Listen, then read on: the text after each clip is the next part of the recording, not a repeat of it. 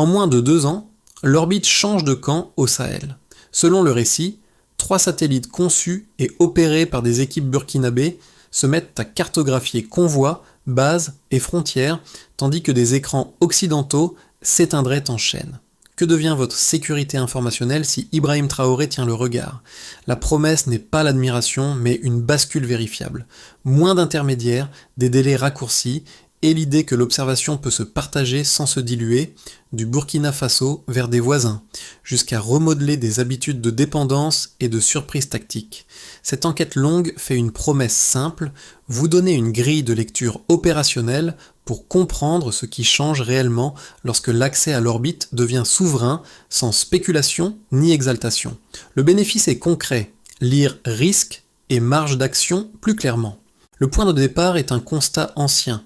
Pendant des décennies, les États du Sahel ont vu leur propre territoire à travers des images produites ailleurs, livrées avec des délais, des filtres et des conditions. Cette médiation façonnait la décision, ralentissait la réaction et déplaçait la responsabilité. L'enjeu dépasse donc la technologie. Il touche à la gouvernance, à la sécurité, à l'économie des données et au rapport entre voisins. À partir du contenu fourni, l'analyse suivra une méthode stricte. D'abord les faits explicitement cités, ensuite les chaînes causes-effets, enfin les conséquences observables, sans introduire de chiffres non attestés. Chaque étape cherchera à distinguer ce qui est établi de ce qui reste incertain. Le risque est double, surestimer une prouesse technique encore fragile ou sous-estimer un déplacement durable des asymétries d'observation. Entre ces deux excès, l'objectif est d'équiper votre jugement, pas de vous convaincre. Selon la source, en 6 jours, 3 satellites opérés par des équipes africaines auraient commencé à couvrir des zones clés du continent, révélant une vulnérabilité inattendue des routines de surveillance existantes. Le chiffre est bref, l'effet est massif. Il suggère une compression du temps décisionnel, là où prévalait un délai et médiation. Cette séquence place d'emblée le débat sur le terrain des asymétries d'information, pas sur celui de la prouesse isolée. Pour comprendre la portée, il faut repartir du point de départ. Pendant des décennies, l'Afrique a observé son sol par des yeux extérieurs. Les images arrivaient filtrées, parfois tardives, souvent conditionnées. Le Burkina Faso évoluait dans ce régime de dépendance informationnelle, incapable d'anticiper certains mouvements transfrontaliers ou de vérifier des activités sans intermédiaire. La thèse centrale du récit est que l'accès direct aux images modifie l'architecture du pouvoir parce qu'il réduit les écarts de temps et d'intention. Dans ce cadre, Ibrahim Traoré apparaît comme le vecteur politique d'une réaffectation stratégique. Budget redirigé, pari sur le transfert de savoir-faire, formation accélérée d'ingénieurs et d'opérateurs locaux. Le critère d'alliance est posé clairement, recevoir code, plan et méthode pour opérer sans dépendance fonctionnelle. La coopération décrite n'est donc pas l'achat d'un service, mais une montée en compétences orientée vers l'autonomie. La mécanique est séquentielle, station au sol, centre de contrôle, puis capacité spécialisée sous contrôle africain. Le signal géopolitique est double. D'un côté, un pays enclavé revendique une hauteur informationnelle. De l'autre, le partage rapide d'éléments avec des voisins esquisse un début de réseau régional. Ce partage, s'il est exact, transforme la sécurité en bien commun, tout en attirant des pressions accrues lorsque l'asymétrie se referme. Pour rendre cette bascule lisible, le récit s'ancre dans un personnage guide, un ingénieur burkinabé formé localement, devenu l'un des pivots du programme spatial. Son parcours symbolise un déplacement décisif de la simple réception de données vers la conception et l'exploitation autonome. Autour de lui se structure un collectif issu des universités nationales et d'un dispositif de formation accélérée soutenu par une coopération technique orientée vers le transfert complet de savoir-faire. Ce choix n'est pas anecdotique. Il matérialise une politique où la compétence prime sur l'achat de solutions clés en main. Les stations de suivi émergent à Ouagadougou, des laboratoires improvisés deviennent des ateliers d'intégration et des procédures sont adaptées aux contraintes locales. Chaque étape renforce l'idée que la souveraineté ne se proclame pas, elle s'apprend et se maintient. L'ingénieur n'incarne pas l'orgueil national, mais l'indépendance fonctionnelle. Les impacts précoces se lisent rapidement. Sur le plan sécuritaire, l'accès direct aux images améliore l'anticipation et réduit les angles morts. Sur le plan civil, les usages se diversifient. Suivi environnemental, cartographie des ressources, appui à la planification agricole. Ces effets ne reposent pas sur des promesses lointaines, mais sur des pratiques observables qui s'installent dès les premiers mois. Dans ce contexte, Ibrahim Traoré joue un rôle d'arbitre institutionnel. Il valide les orientations, protège la logique d'apprentissage et assume les coûts politiques initiaux. Autrement dit, quand la compétence locale progresse, la dépendance recule. Avant la décision, le Burkina Faso fonctionnait dans un régime d'assistance sécuritaire classique. Les informations arrivaient avec retard. Les images dépendaient d'accords externes et la réaction suivait plus qu'elle n'anticipait. Après la décision, le tempo change. Une instruction administrative courte réaffecte une partie du budget militaire vers un programme spatial interne et le pays s'engage sur un terrain que beaucoup jugeaient inaccessible. Ibrahim Traoré valide l'ordre de mission et assume le pari. Accepter un apprentissage exigeant plutôt qu'une dépendance confortable. Le premier temps de cette séquence commence avec l'activation du programme. Les fonds sont redirigés, les équipes constituées, les partenariats redéfinis selon un critère non négociable. Transfert intégral des connaissances. Les ingénieurs étrangers partagent documentation, plans et procédures, tandis que de jeunes diplômés burkinabés adaptent les protocoles aux réalités locales. Cette phase est lente et méthodique, elle privilégie la compréhension des systèmes à la performance immédiate, au prix d'erreurs et de corrections rapides. Puis vient un moment décisif lorsque tout bascule dans le concret. Les stations au sol sortent de terre, les centres de contrôle s'équipent, les premiers signaux sont captés puis corrélés. En quelques semaines, les écrans s'allument et l'orbite cesse d'être abstraite.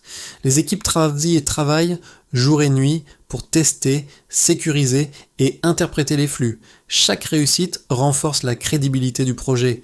La presse régionale relaie l'événement, tandis que des chancelleries étrangères expriment une inquiétude croissante face à une perte de monopole informationnel.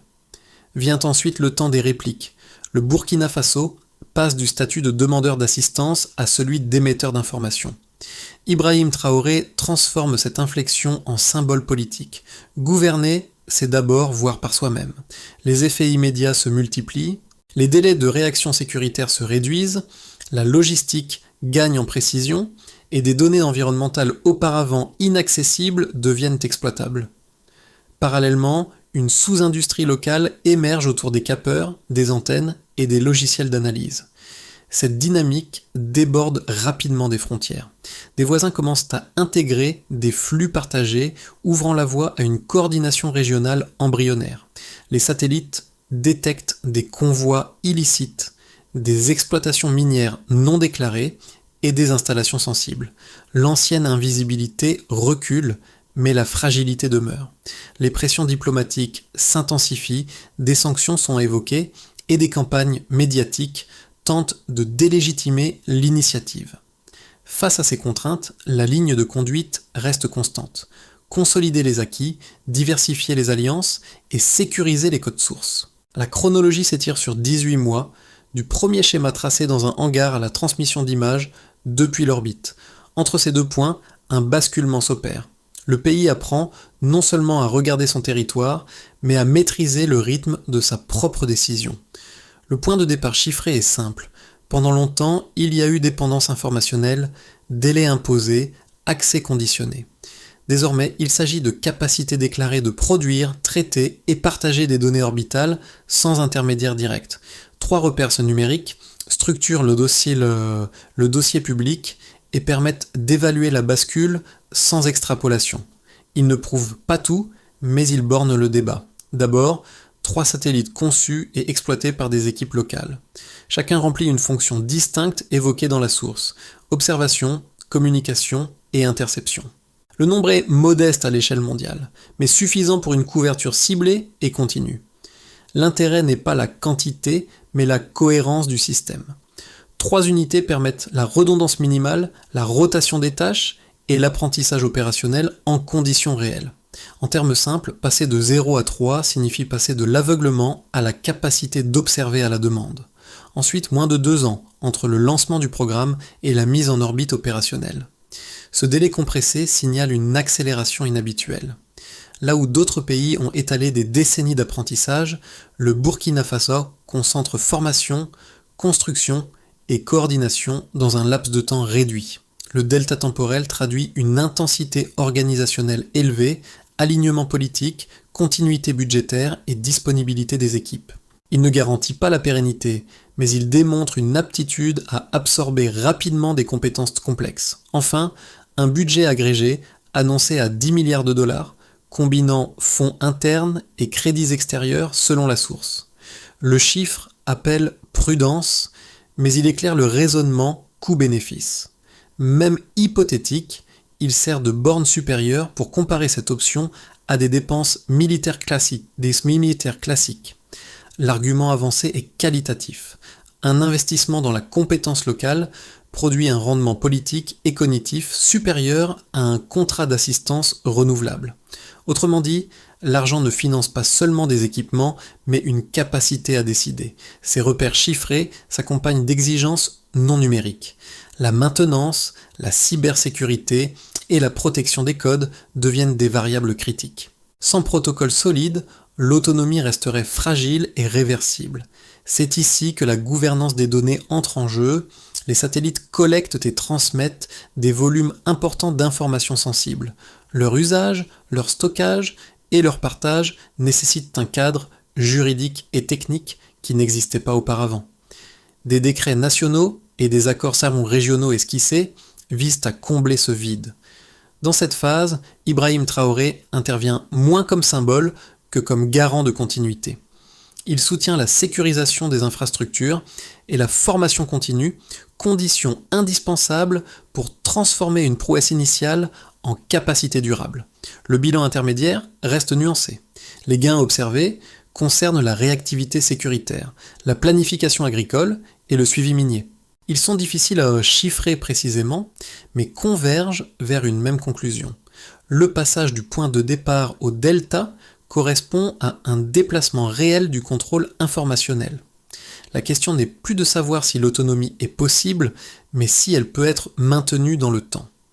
Deux lectures antagonistes structurent le débat autour du programme spatial burkinabé, et les prendre au sérieux est indispensable pour juger sans caricature.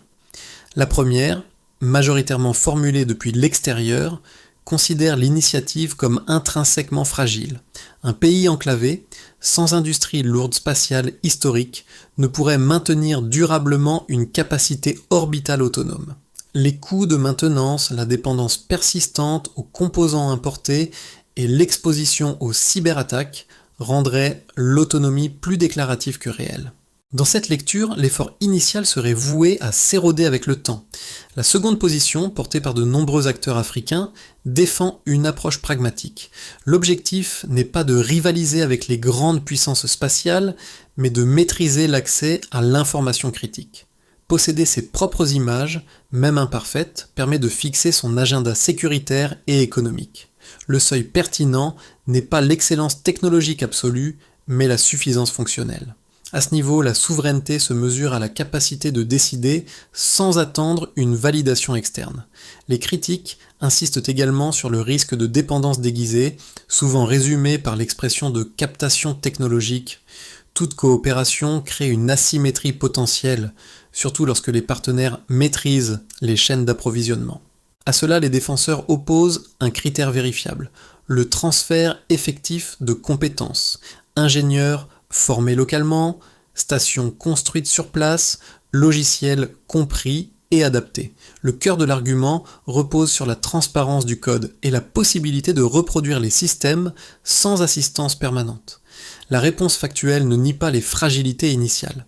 Elle les intègre. Oui, l'autonomie reste conditionnelle à la formation continue, à la sécurisation des infrastructures et à la diversification des fournisseurs.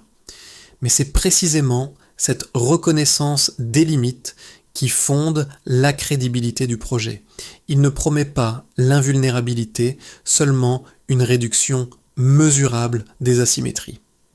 Dans cette optique, Ibrahim Traoré n'est pas présenté comme un stratège infaillible, mais comme l'arbitre d'un choix de rendement collectif. Le raisonnement est économique et cognitif. Un investissement dans la compétence locale produit plus de contrôle qu'un contrat externe renouvelable.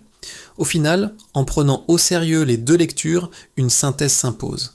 La souveraineté spatiale burkinabé n'est ni une illusion héroïque, ni une garantie définitive. C'est un test à ciel ouvert, dont la valeur dépendra de la capacité à transformer un apprentissage accéléré en gouvernance technique durable.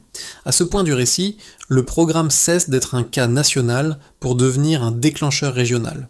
Le Burkina Faso n'agit plus seul.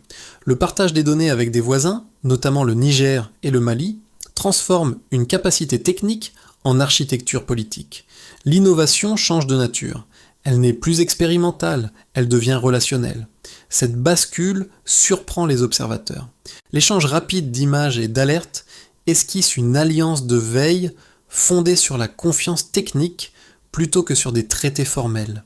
Les frontières ne disparaissent pas, mais elles se transforment en zones de vigilance coordonnée.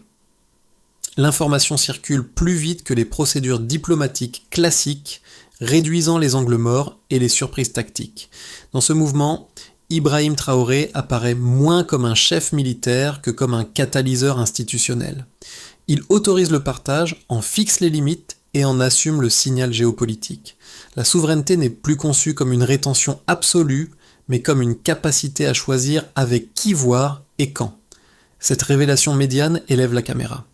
Du centre burkinabé, le regard s'élargit vers le continent. Le projet devient reproductible. D'autres capitales observent, évaluent, s'interrogent. Si l'orbite peut être mutualisée sans se diluer, alors la sécurité cesse d'être strictement nationale pour devenir un bien régional en construction. Les effets pratiques du programme se lisent désormais sur 4 plans distincts, chacun révélant une facette différente de la bascule informationnelle. Pour la gouvernance nationale, l'accès à des images produites localement modifie la manière de décider. Les ministères peuvent vérifier l'avancement de chantier, suivre des infrastructures et détecter des anomalies sans attendre des rapports externes. Cette capacité réduit les délais administratifs et renforce la traçabilité des décisions. Dans ce cadre, Ibrahim Traoré met en avant une idée simple. Gouverner suppose d'observer par soi-même sans médiation systématique. Sur le plan de la sécurité et de la défense, les conséquences sont plus sensibles. L'anticipation des mouvements transfrontaliers s'améliore. Les patrouilles se coordonnent mieux et les communications satellitaires sécurisées limitent les interceptions. Selon des estimations internes évoquées dans le récit, le nombre d'incidents non détectés aurait fortement reculé. Même si ces évaluations restent à confirmer, la tendance décrite va dans le même sens. Disposer d'une hauteur informationnelle transforme la tactique en connaissance partagée plutôt qu'en réaction tardive. Du côté du développement et de l'économie, les données orbitales ouvrent des usages civils immédiats.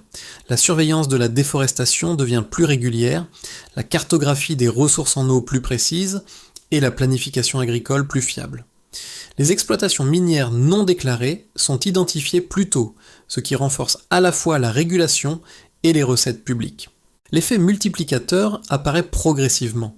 Une filière spatiale naissante stimule des secteurs connexes, des logiciels d'analyse au service de maintenance, créant des compétences transférables au-delà du domaine sécuritaire. Enfin, pour l'intégration régionale, le partage des flux avec le Mali et le Niger esquisse un consortium embryonnaire. Des protocoles communs de traitement des données émergent et des universités envisagent des cursus conjoints en ingénierie orbitale. Cette coopération transforme la sécurité en bien collectif. Elle réduit les angles morts à l'échelle régionale, mais elle exige aussi une confiance politique durable pour éviter les tensions sur l'usage des informations sensibles. Sur la scène internationale, ces évolutions suscitent des réactions contrastées. Admiration prudente pour la rapidité d'exécution, inquiétude face à la perte d'un accès privilégié à la surveillance du Sahel. Le modèle burkinabé inspire néanmoins d'autres pays africains, jusque-là marginalisés dans l'économie spatiale. Au-delà des chiffres et des dispositifs, l'impact est aussi symbolique. Voir des équipes locales contrôler des satellites modifie les imaginaires collectif. L'orbite n'est plus perçue comme un domaine réservé, mais comme un espace de compétences possible. C'est ce déplacement, à la fois pratique et mental, qui constitue le véritable bénéfice de cette phase. À horizon de 6 à 12 mois, 3 trajectoires plausibles se dessinent pour le programme spatial burkinabé, chacune dépendant moins de la technologie que de la cohérence politique et organisationnelle. Le scénario de base repose sur la consolidation. Les infrastructures existantes sont entretenues, les équipes stabilisées et une seconde vague de formation est lancée. Le partage régional progresse lentement mais sûrement. Cette option sécurise les acquis sans provoquer de rupture diplomatique majeure. Elle réduit les risques opérationnels mais limite l'effet d'entraînement à court terme. Le scénario optimiste suppose une montée en puissance collective. Les partenaires régionaux mutualisent certaines ressources, stations de suivi, protocoles de cybersécurité, bases de données interopérables. Un embryon de consortium africain se structure autour de règles communes d'usage et de protection des informations. Cette dynamique attire des capitaux internes et des compétences issues de la diaspora. Le marché des technologies spatiales régionales s'élargit et l'orbite devient un levier de développement autant qu'un outil sécuritaire. Dans ce cadre, Ibrahim Traoré est perçu comme l'un des initiateurs d'une doctrine pragmatique, coopérer pour renforcer, non pour diluer, la souveraineté. Le scénario pessimiste met l'accent sur les contraintes externes, des pressions diplomatiques plus fortes, des sanctions ciblées ou des attaques cyber fragilisent le réseau. Faute de protection suffisante, certaines capacités sont neutralisées ou dégradées. L'entretien devient coûteux, l'enthousiasme initial s'érode et la dépendance réapparaît par d'autres canaux, notamment contractuels ou numériques. Cette trajectoire rappelle que l'autonomie informationnelle attire mécaniquement des tentatives de contournement. Un scénario conditionnel traverse ces hypothèses. Si la confiance entre partenaires est maintenue et si la gouvernance des données reste claire, l'Afrique pourrait disposer d'une première base intégrée de surveillance souveraine. Dans le cas contraire, la fragmentation l'emporterait et réduirait la portée du projet. La recommandation intellectuelle est simple. Évaluer ces scénarios exige de suivre des indicateurs concrets, continuité budgétaire, renouvellement des compétences et stabilité des accords régionaux. La technologie ouvre des possibles, mais c'est la discipline collective qui détermine la trajectoire réelle. Au-delà des institutions et des scénarios, l'impact du programme se mesure à hauteur d'individu. Pour les citoyens, les effets sont discrets mais tangibles. Des prévisions météorologiques plus fiables améliorent les calendriers agricoles. Les zones inondées sont repérées plus tôt. Les alertes gagnent en précision locale. L'espace cesse d'être abstrait lorsqu'il informe des décisions quotidiennes, du semis à la circulation. Pour les étudiants et les jeunes professionnels, le changement est plus profond. Voir des compatriotes concevoir, coder et exploiter des systèmes orbitaux transforme les horizons. Des concours scientifiques remplacent progressivement des récits d'impuissance. Des ateliers d'observation satellitaire apparaissent dans les écoles et les universités. La haute technologie devient un champ envisageable, non une exception lointaine.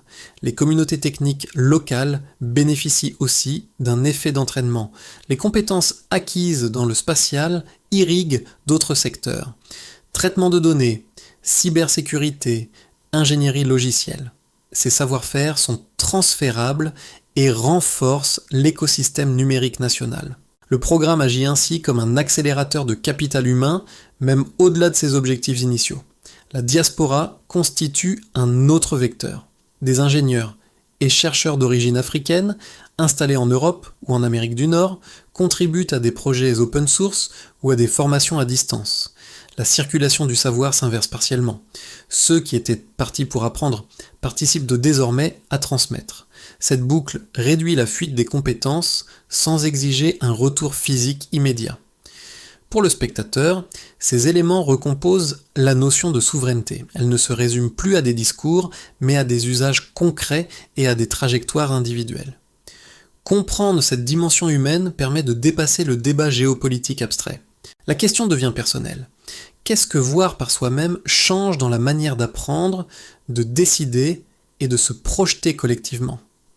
Le récit attribue à Ibrahim Traoré une feuille de route en 5 étapes, conçue non comme un modèle figé, mais comme une séquence reproductible. La première étape consiste à identifier des partenaires disposés à transférer le savoir sans conditions bloquantes. Le critère n'est pas l'origine géographique, mais l'accès effectif au code, aux plans et aux méthodes. Sans cette transparence initiale, l'autonomie resterait théorique. La deuxième étape est la formation massive. Chaque ingénieur formé doit en former plusieurs autres, créant un effet de diffusion rapide des compétences. Cette logique transforme un programme élitiste en infrastructure éducative. Elle réduit la dépendance aux experts externes et garantit une relève continue, condition essentielle à la durabilité technique. La troisième étape concerne les infrastructures minimales. Stations de suivi, laboratoires d'intégration et centres de contrôle doivent être construits localement, même de manière progressive. L'objectif n'est pas l'exhaustivité, mais la maîtrise. Posséder ses propres installations permet de tester, réparer et adapter sans attendre une validation extérieure. La quatrième étape porte sur la gouvernance des données. Des règles juridiques et techniques encadrent l'usage, le stockage et le partage des informations orbitales. Aucune donnée critique ne sort sans autorisation nationale clairement définie. Cette étape protège la souveraineté tout en rendant le partage régional possible sur des bases explicites. Enfin, la cinquième étape vise l'institutionnalisation régionale. Les coopérations ponctuelles deviennent des accords durables, avec des protocoles communs et des mécanismes de résolution des différends. Dans cette logique, Ibrahim Traoré insiste sur un principe simple, reproduire le modèle sans le copier. Les contextes varient, mais la séquence reste stable.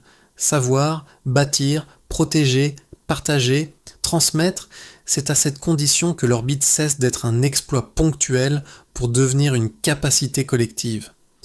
Le récit se referme sur le motif initial. Le regard. Ce qui était abstrait au départ devient concret, presque intime. Les 3 points lumineux en orbite ne symbolisent pas une victoire spectaculaire, mais une capacité retrouvée.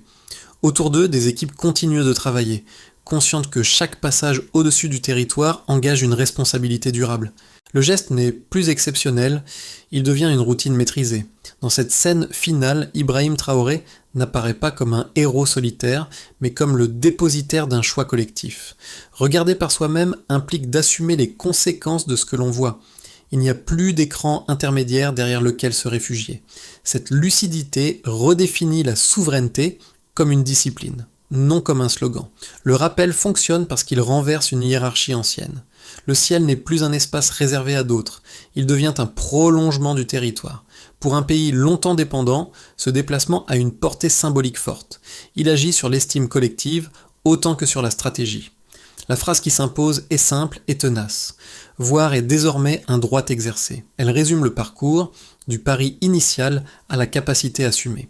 Et elle prépare la dernière question, celle qui dépasse le cas burkinabé pour interpeller chacun. L'histoire s'achève, mais la réflexion commence. Le cas du Burkina Faso n'appelle ni applaudissement automatique, ni rejet réflexe. Il invite à une interrogation civique plus large. Que change réellement le fait de voir par soi-même quand l'information cesse d'être déléguée ? À travers ce prisme, l'expérience portée par Ibrahim Traoré fonctionne comme un miroir. Elle renvoie chaque société à ses propres choix entre confort dépendant et apprentissage exigeant. La souveraineté spatiale, telle qu'elle est décrite ici, n'est pas une course au symbole. C'est une pédagogie collective, lente, parfois fragile, mais cumulative. Elle progresse à mesure que des citoyens apprennent à lire une image, que des étudiants écrivent un code, que des institutions acceptent d'assumer leurs décisions sans filtre extérieur. Pour le spectateur, l'enjeu est de rester dans cet espace de questionnement informé.